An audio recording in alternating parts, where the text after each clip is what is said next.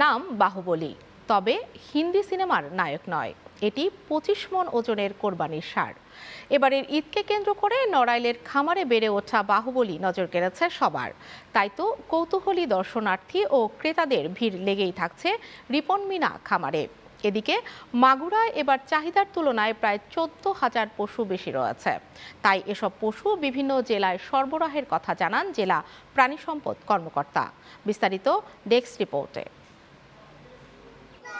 সাদা কালো রঙের বাহুবলীকে দেখতে প্রতিদিন দূর দূরান্ত থেকে নড়াইলের রিপন মিয়া খামারে ভিড় করছেন বিভিন্ন শ্রেণী পেশার মানুষ। বাহুবলীর দাম হাঁকা হয়েছে 10 লাখ টাকা। বাহুবলী ছাড়াও এ খামারের ষাঁড়গুলো 5 থেকে 6 লাখ টাকা দরে কোরবানির হাটে বিক্রির আশা করছেন খামারি। এখানে 8 লাখ, 10 লাখ, 7 লাখ, 6 লাখ টাকার গরু আছে। বাহুবলী একটা গরু আছে, বড় গরু, ওটার মূল্য আছে 10 লাখ টাকা। ওই গরুটা এমপি মহোদয়, আমাদের এমপি মহোদয় আছে বিশ্বাস জাহাঙ্গীর আলমকে আমি দিতে চাই। জেলা প্রাণী সম্পদ বিভাগ জানিয়েছে, এবছর চাহিদার তুলনায় 5,764টি বেশি পশু কোরবানির জন্য প্রস্তুত করা হয়েছে নড়াইলে।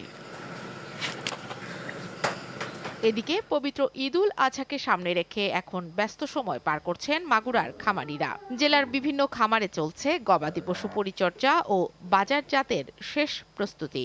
গত বছরের তুলনায় এবার অনেক খাবারের দাম বাড়তি। কোনো প্রকার কেমিক্যাল যুক্ত খাবার বা কোনো প্রকার ইনজেকশন আমরা গরুকে প্রয়োগ করি না। এবার জেলায় কোরবানির চাহিদার তুলনায় পর্যাপ্ত পশু প্রস্তুত রয়েছে। খামারিদের পরামর্শ ও চিকিৎসা সেবা দেওয়া হচ্ছে নিয়মিত। 14,000 মতো গবাদি প্রাণী উদ্বৃত্ত থাকবে। উদ্বৃত্ত প্রাণীগুলো ঢাকা, চিটাগাং সহ বাংলাদেশের অন্যান্য জায়গায় সরবরাহ হয়ে যাবে। কুরবানি উপলক্ষে যে পশুহাট বসবে, পশুহাটগুলোতে আমাদের ভেটেরিনারি মেডিকেল টিম থাকবে। মাগুরাতে এবছর কোরবানির পশুর চাহিদা 62,500। বিপরীতে প্রস্তুত করা হয়েছে প্রায় 77,000 গবাদি পশু। কান্তা রায়, চ্যানেল 9 নিউজ ডেস্ক।